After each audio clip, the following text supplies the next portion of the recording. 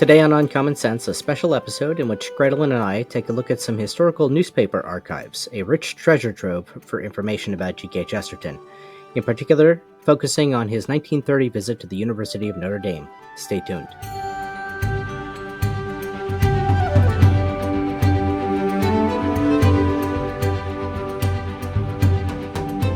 Well, hello again, viewers and listeners to Uncommon Sense. My name is Joe Grabowski, and I am joined, as always, by my wonderful co-host, Grettelyn Darkey. Hi, Grettelyn. Hi there, Joe.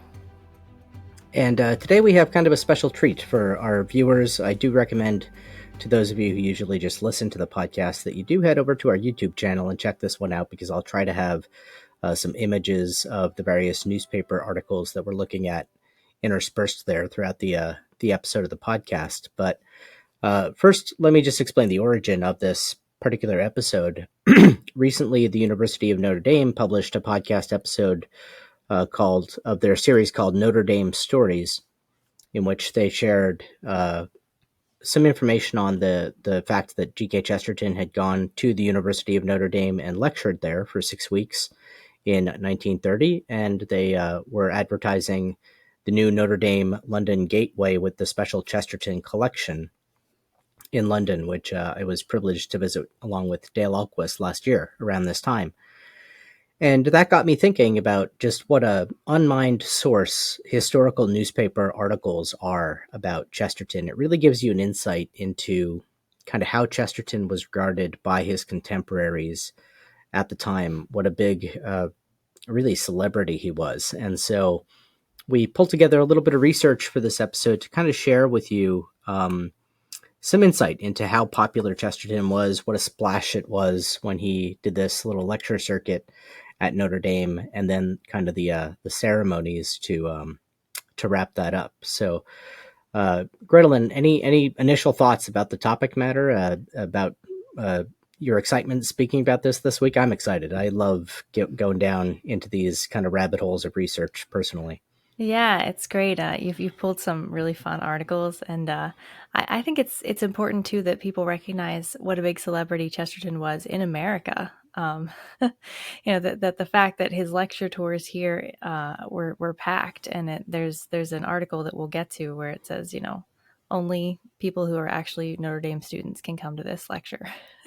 Yeah, because they didn't have much room. So it's a fun fact, and it kind of helps maybe put in context the fact that the Chesterton Society is so big in America today. Indeed. Well, with that, why don't we get started here, and we can look at our first. So again, to contextualize this is really the coverage, and we're primarily kind of relying on the local newspaper out in South Bend, Indiana, around the University of Notre Dame, both leading up to and then during Chesterton's visit for those 6 weeks. So why don't you get us started with our first article? Sounds good. This one was written on September 29th, 1930. I just want to take a second, too, and say that the headlines are great for this. All of them sound like something out of, I don't know, like an old Christmas movie. Santa is real. Little girl said so. Anyway, this one is intriguingly titled Chesterton, Due in City Sunday.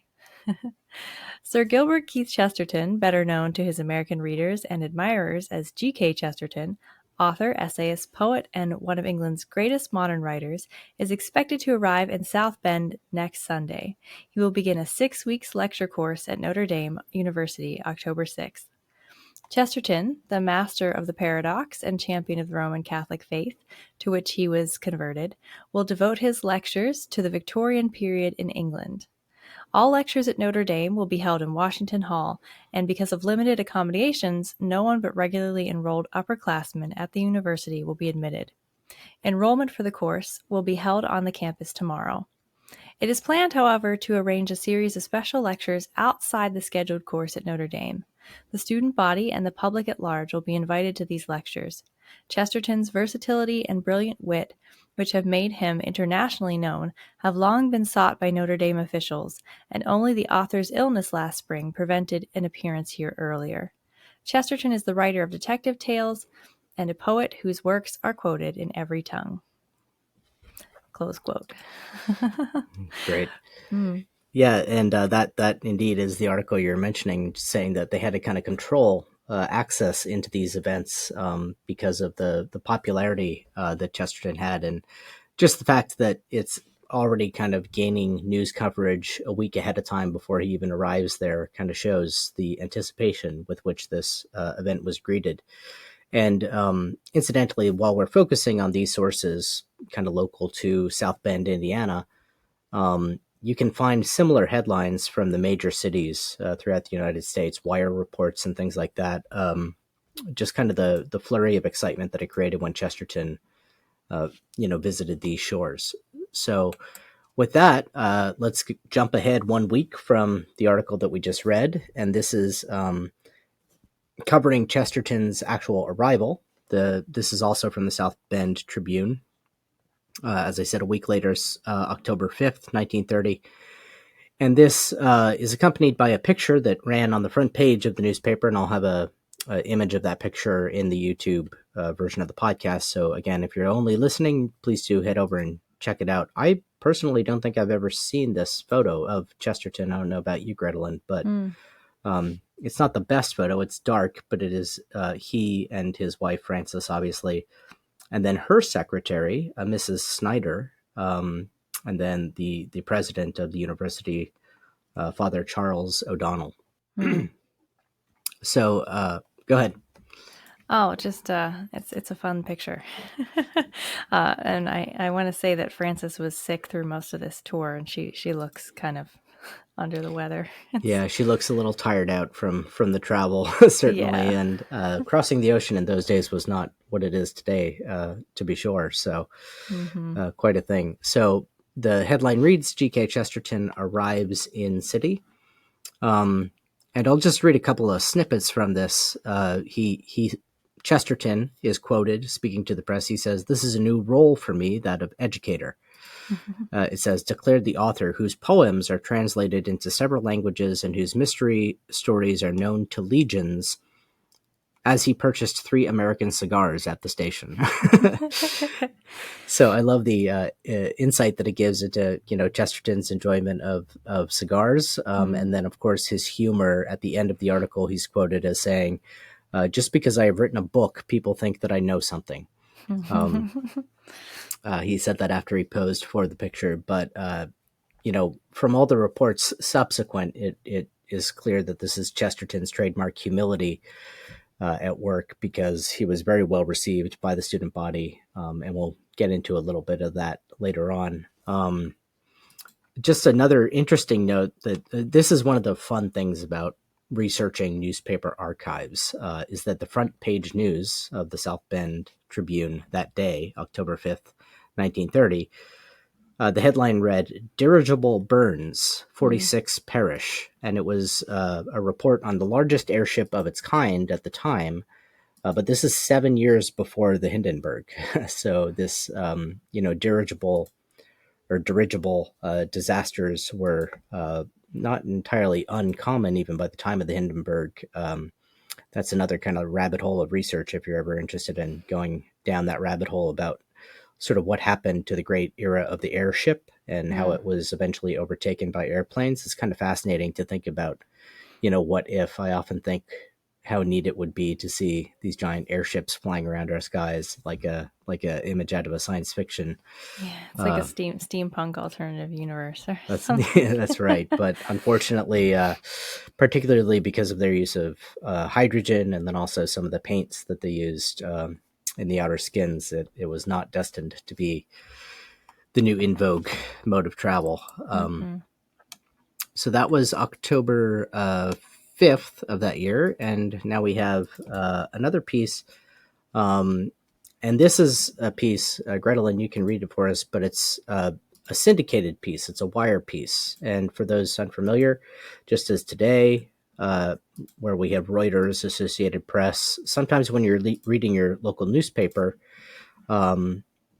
you may notice that the article is very impersonal in tone. It doesn't strike you as being written for the specific audience of your local news community. And that's often the case because these things get syndicated throughout all kinds of newspapers. And so this is an article which you can find in all kinds of United States newspapers throughout the country that week of October in 1930, and it really speaks to, I think, the widespread popularity of Chesterton at the time.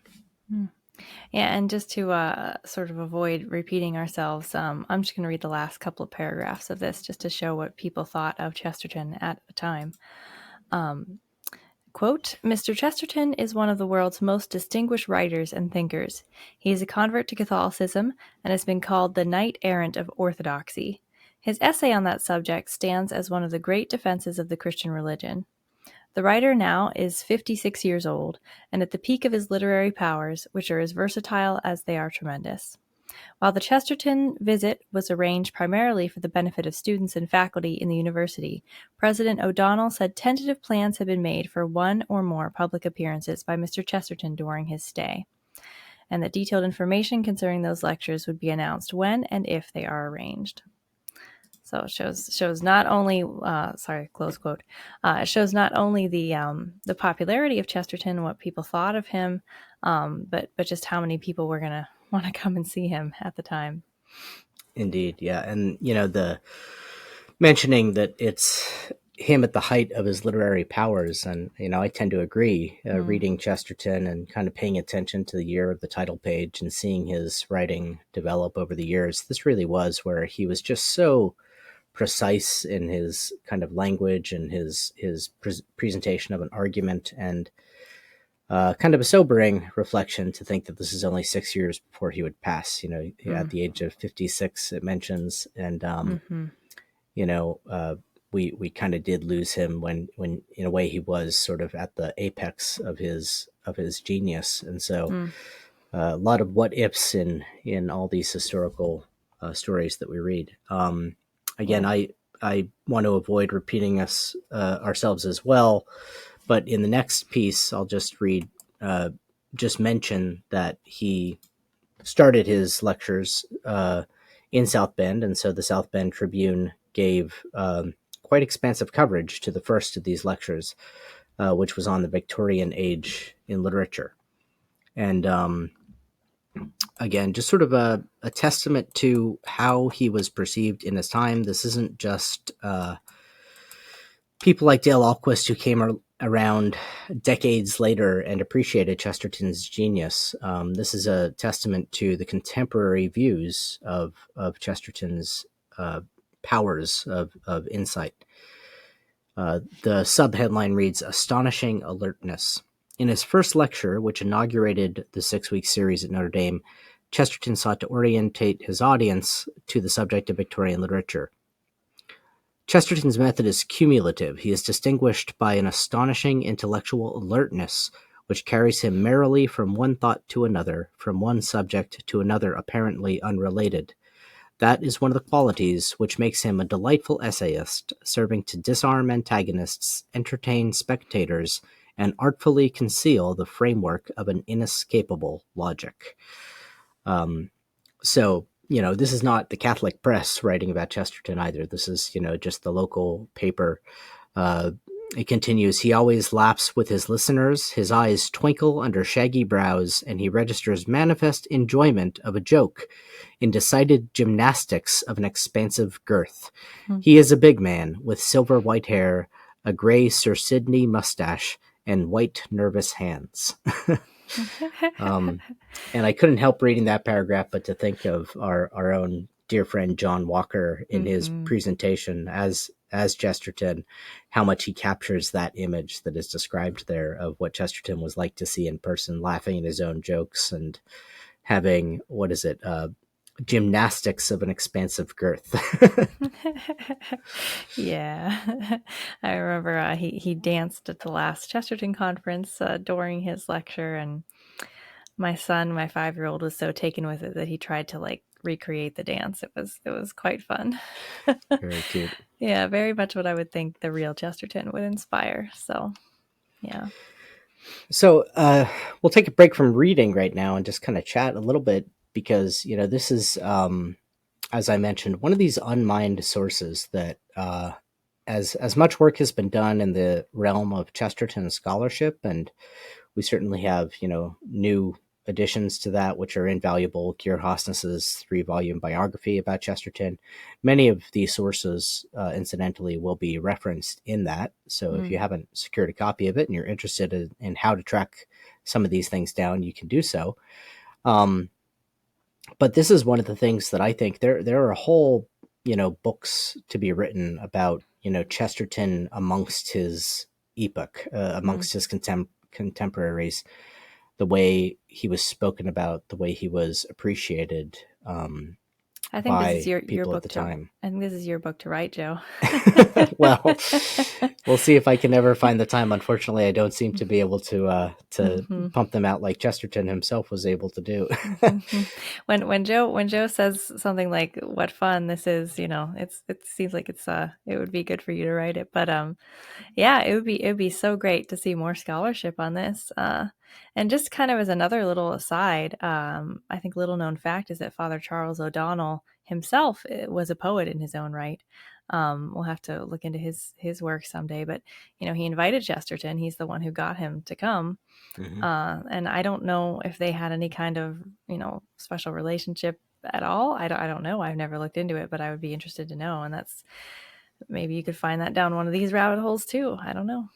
Maybe, yeah. It's fascinating to me, to think of Chesterton in this American context too, with names that we're familiar with. So there's one article, and I didn't include it in the selections that I picked, where it describes, the football game that he went to, and more on that anon in this episode. But how he went to this football game at the University of Notre Dame, and how the students were cheering him, and they started chanting, he's a man, he's a man, he's a Notre Dame man. And Chesterton turned to the person next to him, and who was kind of his guide for this event, and he said, they seem angry. And the guy said, they're not angry, they're cheering you. This is them welcoming you.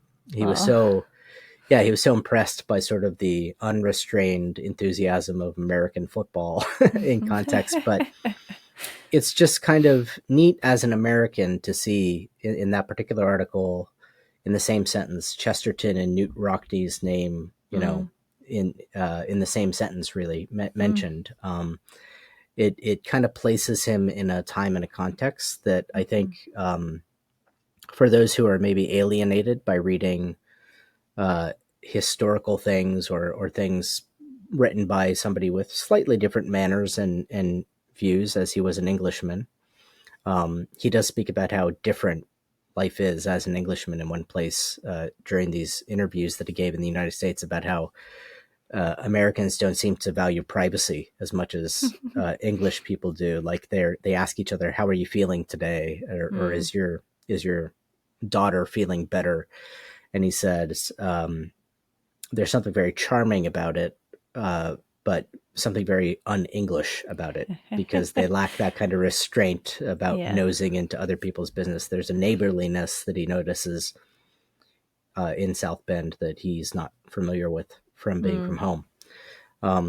So I highly recommend this exercise if you're if you have a library card, or if you have any kind of access to these sorts of archives, to just go and just have fun and search for keywords and search for the times, especially when Chesterton was in America from 1921 or 1930, where you can really see this different side of him, and see him through, albeit, a historical American's eye, but still American's point of view, which is kind of neat. And if you find anything really interesting or unique, send it our way. We'd love to see it. You can send it to us at podcast@chesterton.org. We'll get it that way, and we'd love to see it. We'll mention it on the show sometime. Maybe we'll do it, if we get enough, we can do a follow-up episode on more Chesterton in America or something like that. I don't know. Yeah, and you'll very quickly, if you're anything like I am, you'll quickly probably discover a bit of a hobby in this, because I love to collect these clippings, from my newspapers.com account, and some of the clippings have nothing to do with anything. They're just things that I notice on the page. So there's this one I had to share, which is just a sidebar item. It's there's an article about Chesterton having a debate with a professor about psychology and kind of having a go at psychology and his opinions of this newfangled modern science, so to speak. But there's this wonderful one sentence long story in the sidebar column, and the headline reads, "Machine denudes man, Waukegan, Illinois, October 25th." And this is the entire story. "Every stitch of clothing worn by Herbert Law, an oiler, was torn off when he was caught in machinery, but he was unhurt."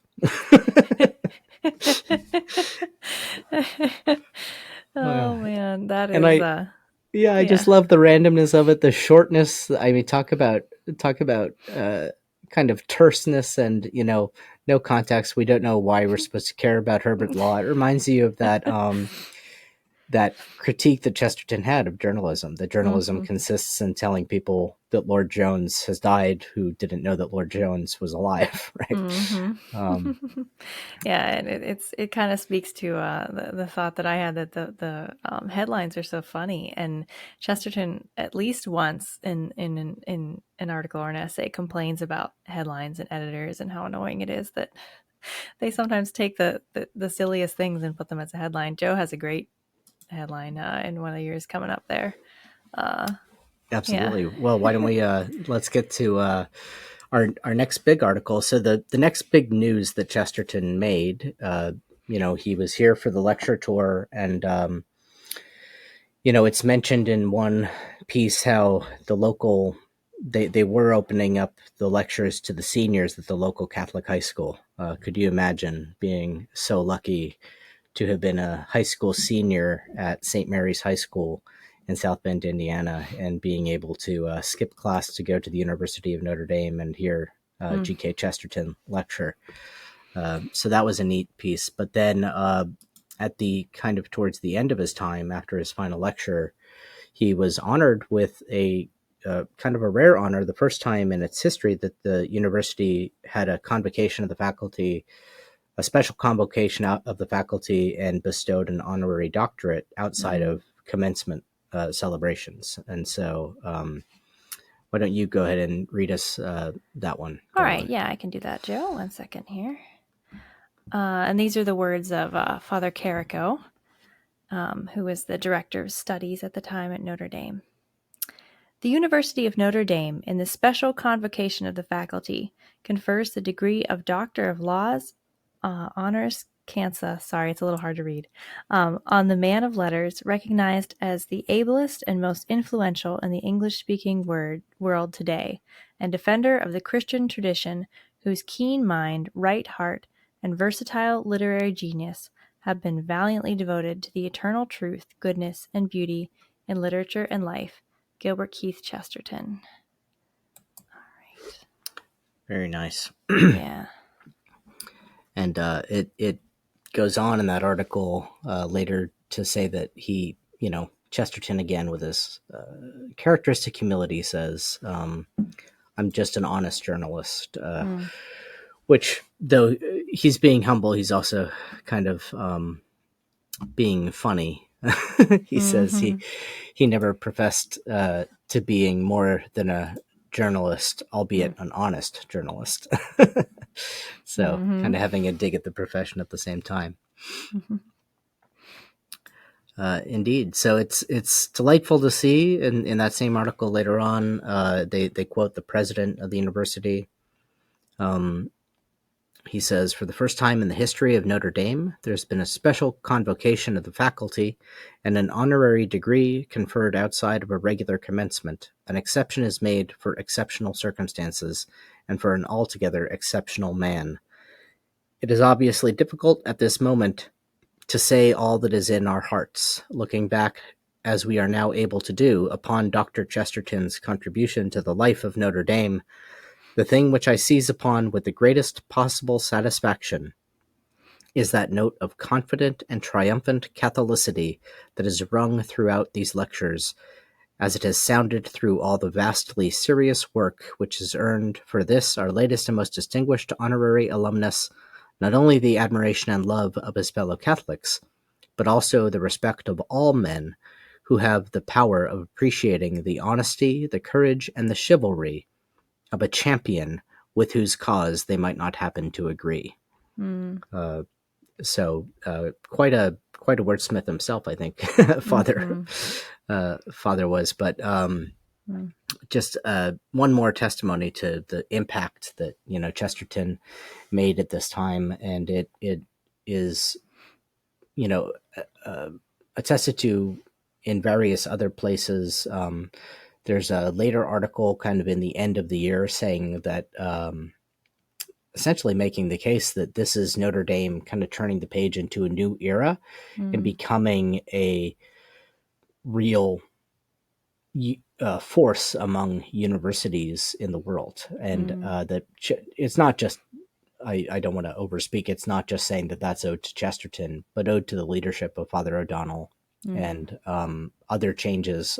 But Chesterton is mentioned in that context as a signal that Notre Dame is kind of becoming a serious contender of intellectual life in the Catholic world. And that's quite a thing to think about, that, as I mentioned, the whole genesis for this podcast was Notre Dame remembering its history with Chesterton visiting there, and they are rightly proud of that because it does seem to have been part of a watershed moment in the history of the school.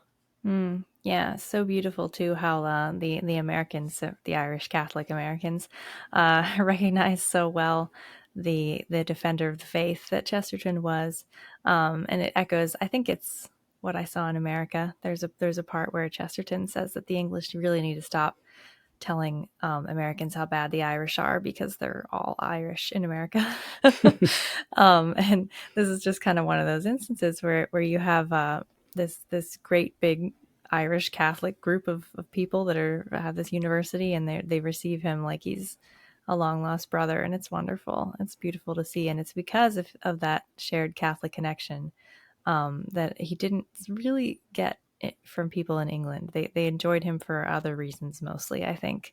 Of course, some in England appreciated his Catholicity, but it seems more so for his literary turn of phrase and his almost his entertainment value more than the Catholic defense that he was able to so wonderfully give. Yeah, and it's worth, again, just remembering in context sort of why Chesterton would have had this reception. That, the Catholic Church in America at this time was very much more sensibly a minority kind of camp. It wasn't, Catholics weren't necessarily able to be as well respected. It's starting to be the case around this time era, but this is long before anybody would have conceived of JFK getting elected president as someone raised Catholic, and so it's quite significant, that he's kind of appreciated as this intellectual defender who moves in literary circles and has sort of gained that access to, those kind of echelon or that echelon of society. And so very charming to read about.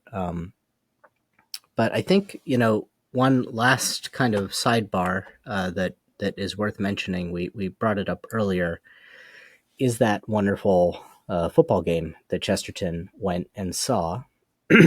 And I thought, for those unfamiliar, I would read this poem. It's rather brief, but this is a poem that Chesterton wrote and dedicated to the University of Notre Dame.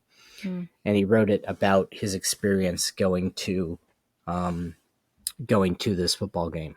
And so this is called The Arena. And the subtitle is Causa Nostrae Laetitiae, or The Cause of Our Joy. So it's dedicated to Notre Dame, the University, Notre Dame, Our Lady, kind of simultaneously.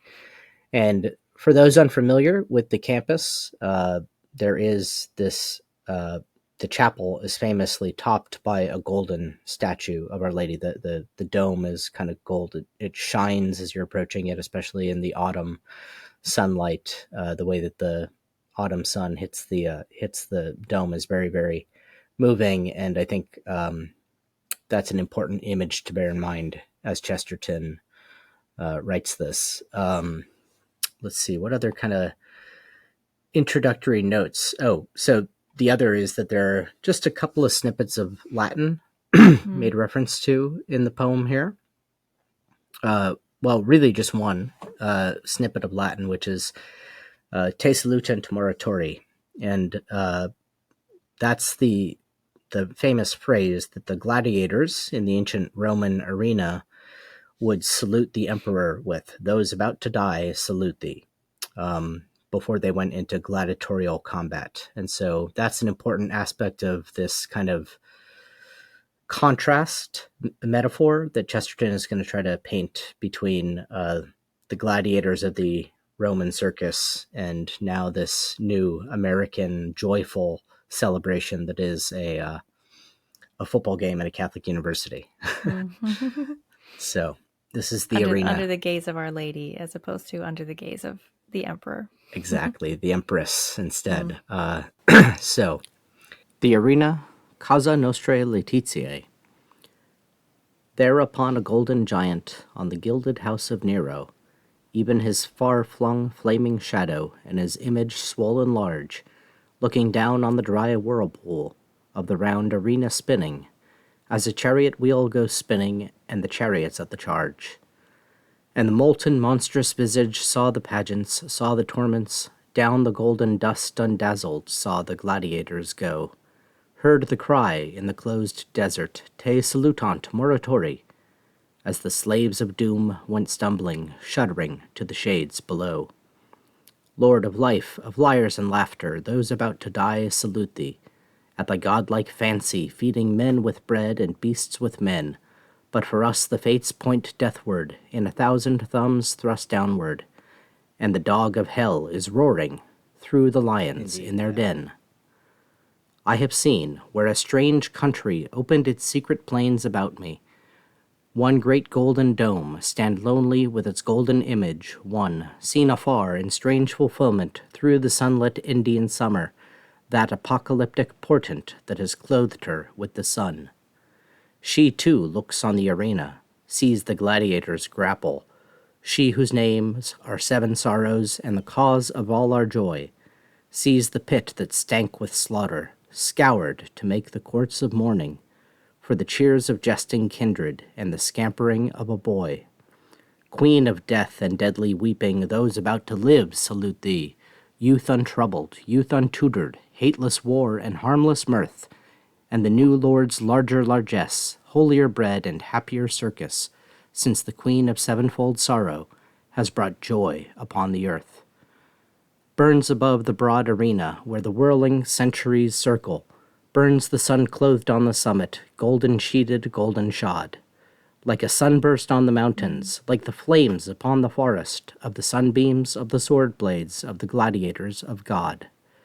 And I saw them shock the whirlwind of the world of dust and dazzle, and thrice they stamped a thunderclap, and thrice the sand wheel swirled, and thrice they cried like thunder, on Our Lady of the Victories, the mother of the master of the masterers of the world.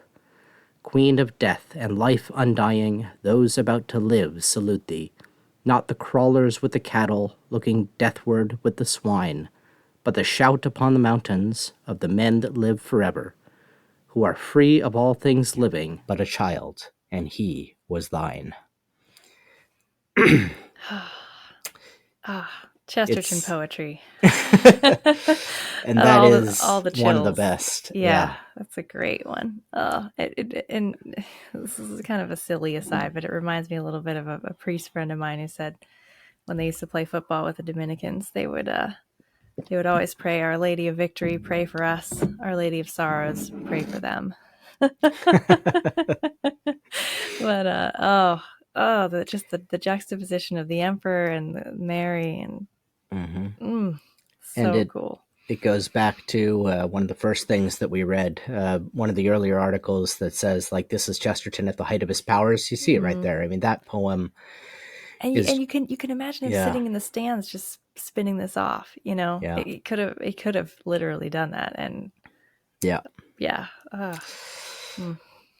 Well, any last thoughts on our little trip down cultural memory lane here today, Grettelyn? No, just it's been a joy. And I definitely would encourage people to look up Father Charles O'Donnell. A lot of his stuff's in the public domain, and he just has some nice poems. Anyway, and if anybody finds anything about his and Chesterton's relationship, send it to us. I want to know. Yeah, we'll see if we can find anything even to throw in the show notes for today. And, maybe this will be something that we do from time to time. This is kind of out of order that we're checking in on Chesterton in October of 1930. Here we are in 2023. But, maybe it would be a fun thing moving forward once in a while to check in on Chesterton in the news, kind of this year in history, take a look back, maybe in January. Grettelyn will take a look back and say, what news did Chesterton make in 1924? That'd be great. Kind of what the major headlines in Chestertonia are for that year. Yeah, I like that. Yeah, and if you have any ideas, again, send them to podcast@chesterton.org. If you have any favorite Chesterton news moments you want us to look into, it's one of Joe's fun hobbies. So give him something to do. That's right. I appreciate it because I go down my own little rabbit holes, but sometimes it's useful to have kind of an assignment to go tracking. And I really enjoy getting to enjoy the fruits of it. So thank you. Thanks for sharing with me, Joe. Well, thank you. And thank you to all of you, our viewers and listeners, for joining us. We know this was a little bit of a different episode, a little maybe less polished than normal as we kind of stumbled our way through these historical sources, but it's fun. That's kind of the adventure of research. You never know what you're going to stumble upon, and you can easily get distracted by tangents, but that's kind of what makes it enjoyable. And what also makes it enjoyable, of course, is you sharing with us. And so please do leave us a comment. Let us know what you thought. As Grettelyn said, please email us any thoughts that you have for future episodes of the podcast, anything you'd like to learn more about. And please do share this podcast with your family, with your friends, so that we can get more and more people interested in and talking about Chesterton, maybe recovering for him some small sliver of the celebrity that he once enjoyed in the English-speaking world. And so richly deserves, yeah. Indeed, because as we know, Chesterton is always better with friends. Until next time, God bless.